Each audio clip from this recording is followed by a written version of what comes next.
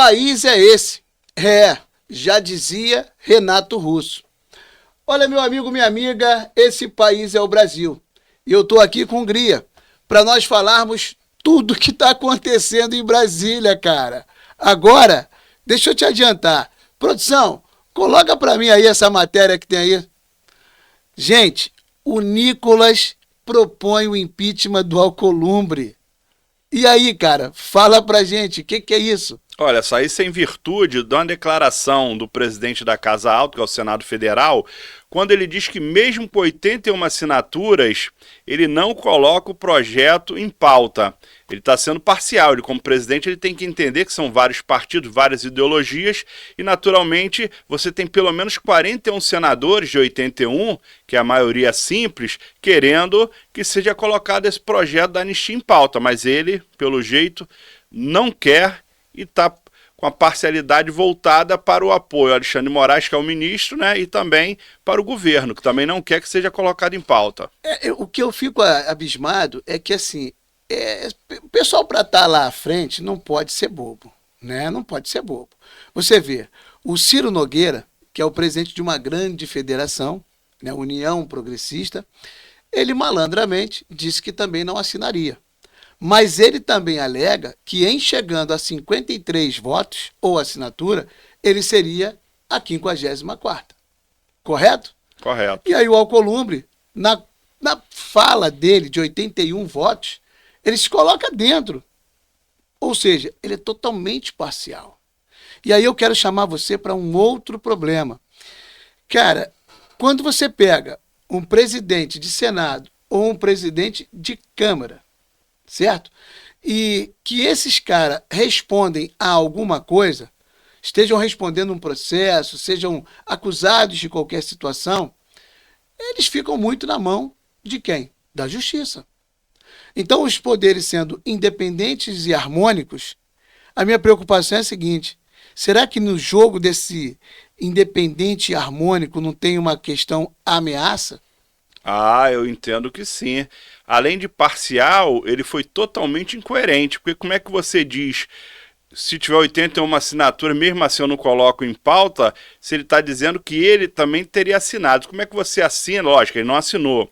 Na hipótese de ter 81 assinaturas, ele teria assinado, porque são 81 senadores, e como é que depois ele diz que mesmo com 81 assinaturas, ele não coloca em pauta? Então ele está sendo incoerente com ele mesmo, uma fala infeliz, mas que ele vai sofrer a pressão agora dos parlamentares, né, do Senado Federal, dos próprios deputados federais e da população, né, porque a população quer ver acontecer, né, você pega um jogo de futebol, por exemplo, aqui pega Flamengo e Vasco da Gama, quem é que vai ganhar o jogo? O flamenguista vai dizer que é o Flamengo, o vascaíno vai dizer que é o Vasco da Gama, só vai saber se jogar. Exatamente. E a mesma coisa no Senado Federal e na Câmara Federal, tem que, na minha opinião, tem que botar para votar. E que ganha aquele que tiver mais votos. É a democracia.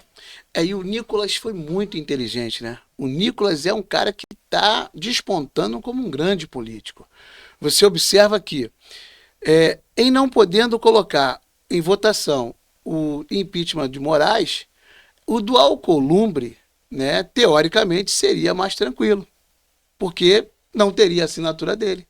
Seria uma maioria colocando em pauta lá, protocolando, né? Você pode explicar melhor isso para a gente, né? É verdade. Chegando a 41 assinaturas, também no caso do presidente do Senado, automaticamente tem que abrir o processo, né? Porque se você achar que só vai abrir se o presidente pautar, se é um processo contra ele, ele nunca vai pautar. Exatamente. O problema ali, Sá, quando você fala de política, é o governo apoia o Alcolumbre apoia o governo, porque nós estamos falando aqui de cargos no governo. Não só no estado do Alcolumbre, né, no norte do Brasil, mas também a nível de Brasil. Ele tem uma indicação de um ministro que está lá no ministério porque ele colocou a assinatura dele lá para poder manter o ministro. Então, automaticamente, se ele ficar contra o governo, ele perde, outros senadores perdem. Então, a situação é complicada. Ele querer colocar isso em pauta e automaticamente perder os cargos que ele tem espalhados pelo Brasil, principalmente, né, lá na região norte do Brasil. Mas ele, como presidente, ele tem que ser republicano. né? Ali é uma casa de leis, é uma casa que você ganha no voto. Então, chegando às 41 assinaturas, como os deputados, os senadores estão buscando, cada um na sua casa, e no número que é legal, que representa a maioria simples, né, para depois tentar alcançar os 2/3, que é o voto qualificado, tem que deixar acontecer, tem que deixar votar, porque senão você nunca vai conseguir colocar um projeto, né, desse tamanho. Lógico que você tem o impeachment do ministro, que nunca aconteceu, né, no Brasil, mas uma hora acontece, né? As pessoas, boa parte da população brasileira entende que o ministro Alexandre de Moraes está sendo muito autoritário, perseguidor.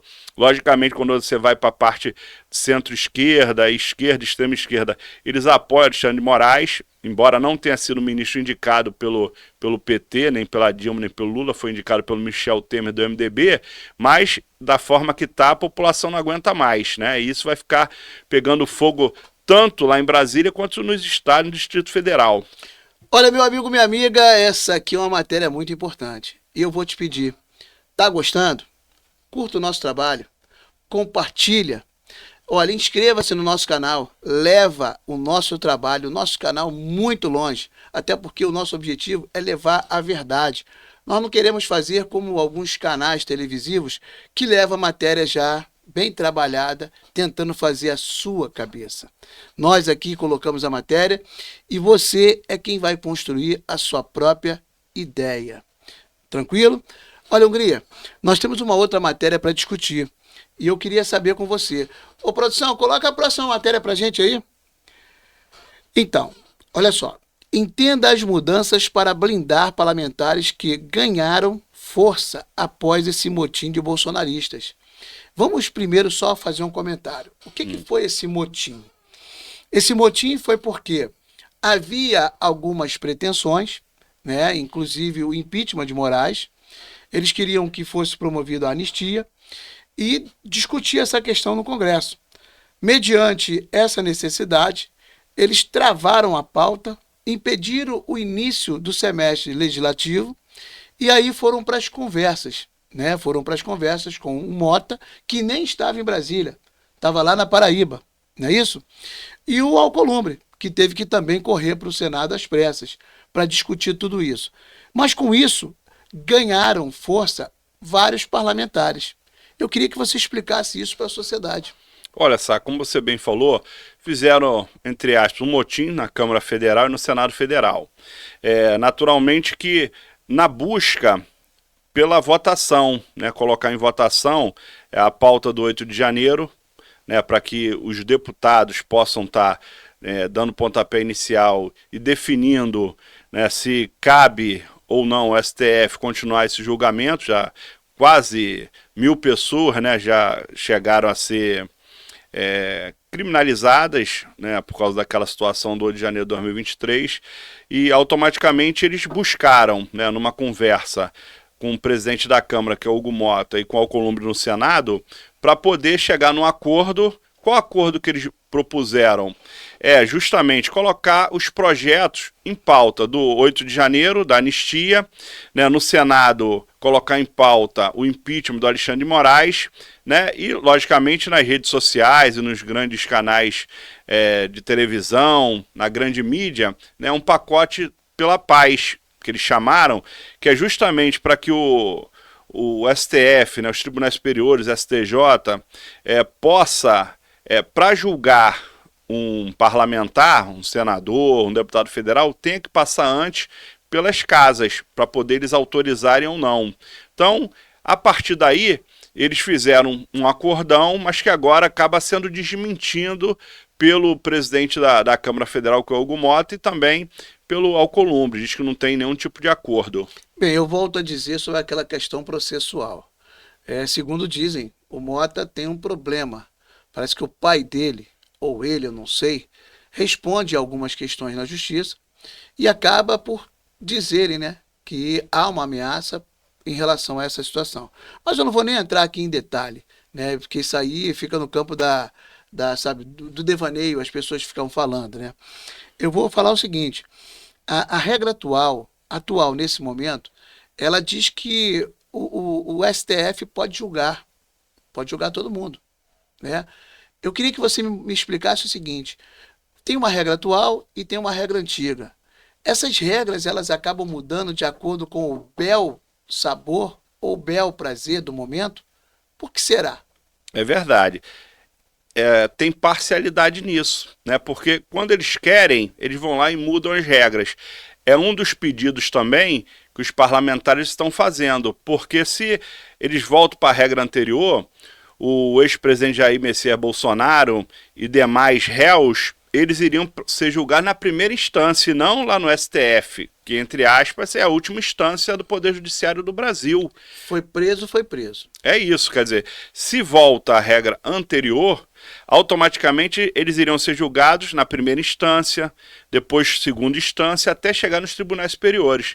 É isso que teve a mudança agora em 2025, justamente muitos dizem que foi para poder pegar o ex-presidente Jair Messias Bolsonaro e as pessoas que estavam ligadas a ele no seu governo quando presidente da República.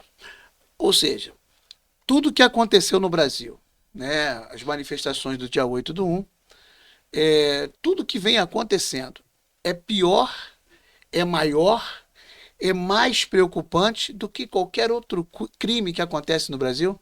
Então, todos os criminosos, ao responder um processo, vai de instância a instância. Mas esse é o ó do Borogodó. Tem que ir para a última instância já, e ali, em se dando o resultado, acabou. É isso? Pois é. É triste você ver a que ponto nós chegamos com a justiça brasileira.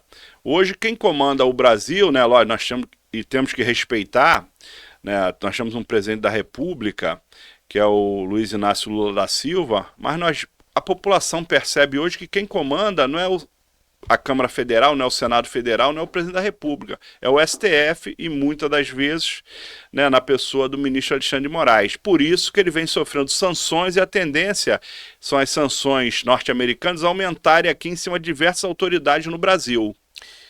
Meu amigo, olha só, Hungria, tem muita coisa para a gente conversar e muita coisa para a gente colocar para essa população. Tem muita coisa que a gente quer passar para eles, para que eles possam ter conhecimento real. Durante muito tempo, a Globo e outras emissoras de televisão ditaram o que ela queria para a sociedade. Hoje, nós temos uma internet que dá essa possibilidade de fazer com que as matérias sejam destrinchadas e buscado dentro da verdade aquilo que vai ser passado para a sociedade. Por isso que eles querem acabar com a nossa voz na internet. Meu amigo, mais uma vez, não permita que nós tenhamos a nossa voz, fechada. A internet, ela propicia que você tome conhecimento de tudo, assim como nós, eu e Hungria, e a nossa produção tem trabalhado. Por isso que eu te peço, mais uma vez, compartilhe o nosso trabalho, curta, dê lá o seu like, né? E inscreva-se no nosso canal, manda o nosso trabalho para todo mundo, para um amigo, para o inimigo, para quem quer que seja. Faz com que nós cheguemos longe. E é isso. Por mim, vai um forte abraço. Hungria, é tua vez. Eu quero mais uma vez agradecer a você, agradecer a produção, agradecer a todos que nos ouvem, que nos assistem, que vão estar curtindo, compartilhando, comentando, criticando, né? Porque pra gente aqui o importante é a participação das pessoas, dando sugestões, fazendo perguntas. Nós não somos os donos da razão, mas a gente tenta passar aqui a realidade. Verdade. Né? Então, mais uma vez, eu agradeço e quero contar com o apoio de todos e todas. Muito obrigado. Deus nos abençoe.